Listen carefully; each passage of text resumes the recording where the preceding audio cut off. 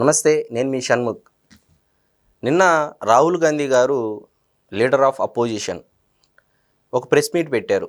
Press meet పెట్టి అంటే గత కొన్ని రోజుల నుంచి ముందు నుంచే నేను ఒక ఆటం బాంబు పేలుస్తానని చెప్పేసి రాహుల్ గాంధీ గారు మాట్లాడుతూ ఆయన చేసినటువంటి వ్యాఖ్యలకు ఇంట్రెస్టింగ్గా అంటే దాన్ని హోల్డ్ చేసి పెట్టుకొని దాన్ని ఏదో బ్లాస్ట్ చేసే విధంగా నిన్న ఆయన పవర్ పాయింట్ ప్రెజెంటేషన్ కూడా ఇవ్వడం జరిగింది. ఏంటి మరి రాహుల్ గాంధీ గారు ఇచ్చినటువంటి ఏదైతే ఆటం బాంబు పేలిందా తుస్సుమందా అంటే చాలామంది విశ్లేషకులు చెప్తున్నటువంటి మాటల ప్రకారము రాహుల్ గాంధీ గారి ప్రెస్ మీట్ తుస్సుమంది అని చెప్పేసి అంటున్నారు. ఎందుకంటే నేను ఈ మాట ఎందుకు తుస్సుమంది అంటే నేను చాలామంది సీనియర్ జర్నలిస్టులతో మాట్లాడిన తర్వాత ఆయన పెట్టినటువంటి ప్రెస్ మీట్లో అవి ఎప్పటి నుంచో ఉండేటువంటి అంశాలే, కొత్తది ఏమీ లేదు అని చెప్పేసి చెప్పడం జరిగింది సీనియర్ జర్నలిస్టులు. మరి నాకున్నటువంటి అవగాహన మేరకు, నాకున్నటువంటి సమాచారం మేరకు నేను ప్రధానంగా 2 అంశాలు చెప్పాలి అని చెప్పేసి అనుకుంటా ఉన్నా. ఈరోజు రాహుల్ గాంధీ గారు ఎక్కడ ఈవీఎం ట్యాంపరింగ్ గురించి మాట్లాడట్లేదు, ఓటర్ల లిస్టులో ఉన్నటువంటి అవకతవకల గురించి మాత్రమే మాట్లాడారు. మరైతే ఇక్కడ ప్రధానంగా మొదటి అంశం ఈవీఎం ట్యాంపరింగ్, రెండో అంశం ఓటర్ల అవకతవకలు. మరి నిజంగా కాంగ్రెస్ పార్టీ, భారతీయ జనతా పార్టీ ఈరోజు జాతీయ పార్టీలుగా అధికారం ప్రతిపక్షంలో ఉన్నమాట మీ అందరికీ తెలుసు. మరి మహారాష్ట్రలో ఉన్నటువంటి, మరి అదేవిధంగా కర్ణాటకలో ఉన్నటువంటి ఒక కాన్స్టిట్యుయెన్సీని తీసుకొని మనం ఉదాహరణగా చెప్పే ప్రయత్నం చేద్దాం. మరి మొదటిది ఈవీఎం ట్యాంపరింగ్. ఒకవేళ ఈవీఎం ట్యాంపరింగ్ చేస్తే ఈరోజు ఫర్ ఎగ్జాంపుల్ ఆంధ్రప్రదేశ్ రాష్ట్రం తీసుకున్నట్లయితే ఆంధ్రప్రదేశ్ రాష్ట్రంలో TDP plus BJP plus Janasena 3 పొత్తుగా పోటీ చేయడం జరిగింది.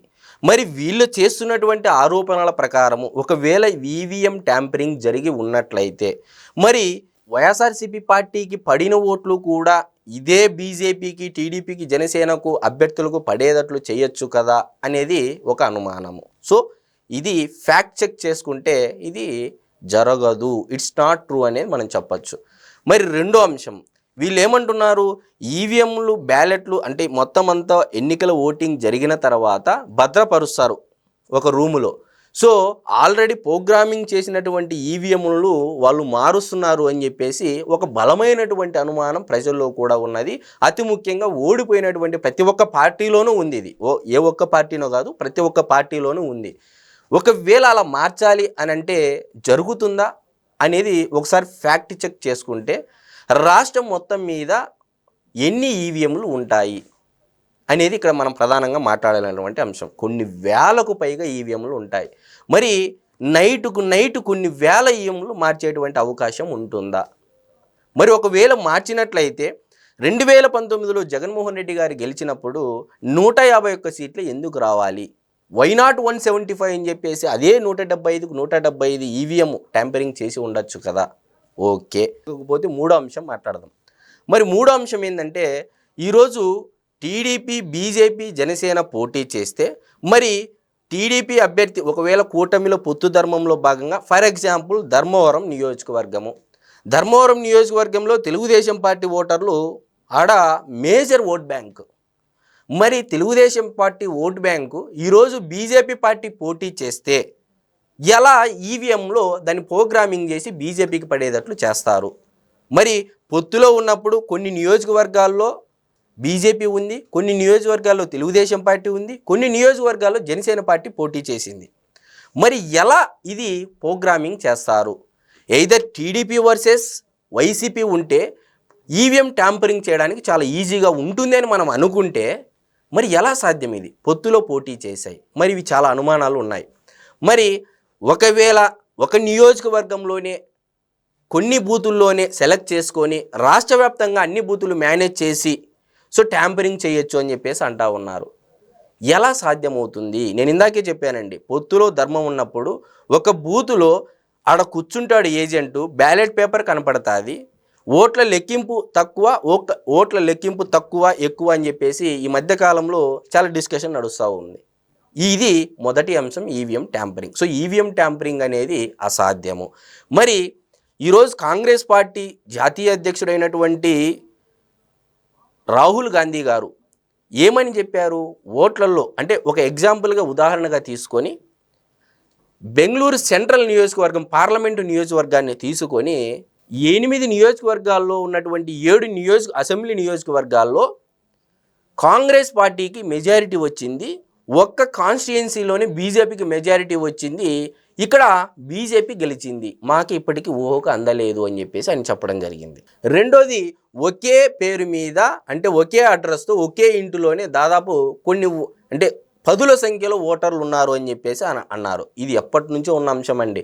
2019లో జగన్మోహన్ రెడ్డి గారు గెలిచిన తర్వాత మరలా 2024 ఎలక్షన్లకు వచ్చే సమయానికి తిరుపతి బై ఎలక్షన్లు జరిగాయి మధ్యలో. ఆ బై ఎలక్షన్లో దొంగ ఓటర్లను గుర్తించి ఆనాడు చంద్రబాబు నాయుడు గారు ఎలక్షన్ కమిషన్కి లేఖ రాస్తే దాదాపు 2024 సార్వత్రిక ఎన్నికలకు ముందు మరి తిరుపతి బై ఎలక్షన్లో దొంగ ఓటర్లను గుర్తించి తమిళనాడు వాళ్ళు ఇక్కడ అడ్రస్ ప్రూఫ్ క్రియేట్ చేసి ఆ రోజు తిరుపతి బై ఎలక్షన్ గెలవడం జరిగిందనేది అందరికీ తెలిసిన విషయం. మరి 2024 సార్వత్రిక ఎన్నికల ముందు కూడా 27 లక్షల ఓట్లు తీసివేయడం జరిగింది, దొంగ ఓట్లు. మరి ఇది ఎలా సాధ్యం అంటే నేనేమంటున్నానంటే ఇక్కడ ఓట్ల అవకతవకలు అనేటివి ప్రతి ఒక్క ఎలక్షన్కు జరుగుతున్న మాట వాస్తవము. అటు పశ్చిమ బెంగాల్ అయినా లేకపోతే కర్ణాటక రాష్ట్రమైనా మహారాష్ట్రమైనా. మరి మహారాష్ట్రలో ధూలే అని చెప్పేసి ఒక పార్లమెంటు నియోజకవర్గం ఉంటుందండి. ఆ పార్లమెంటు నియోజకవర్గాల్లో 4 నియోజకవర్గాలు కాంగ్రెస్కి మెజారిటీ వచ్చింది, 4 నియోజకవర్గాలు బీజేపీకి మెజారిటీ వచ్చింది. మరి అక్కడ కాంగ్రెస్ పార్టీ అనూహ్యంగా సీటు గెలుపొందింది. ఎలా అంటే ఒక అసెంబ్లీ పరిధిలో 1,00,000 మెజారిటీ రావడం జరిగింది. అంటే ఇక్కడ కాంగ్రెస్ పార్టీ చేస్తున్నటువంటి ఆరోపణలైనా భారతీయ జనతా పార్టీ ఈరోజు వీళ్ళు ఏదో ఈవీఎం ట్యాంపరింగ్ చేస్తున్నారని భారతీయ జనతా పార్టీ మీద ఆరోపణలు చేస్తున్నారు, ఇవన్నీ అవాస్తవాలు. మహారాష్ట్రలో ఉన్నటువంటి ధూలే పార్లమెంటు నియోజకవర్గం చూసుకున్నా, ఇప్పుడు రాహుల్ గాంధీ గారు చెప్పినటువంటి బెంగళూరు సెంట్రల్ నియోజకవర్గం చూసుకున్నా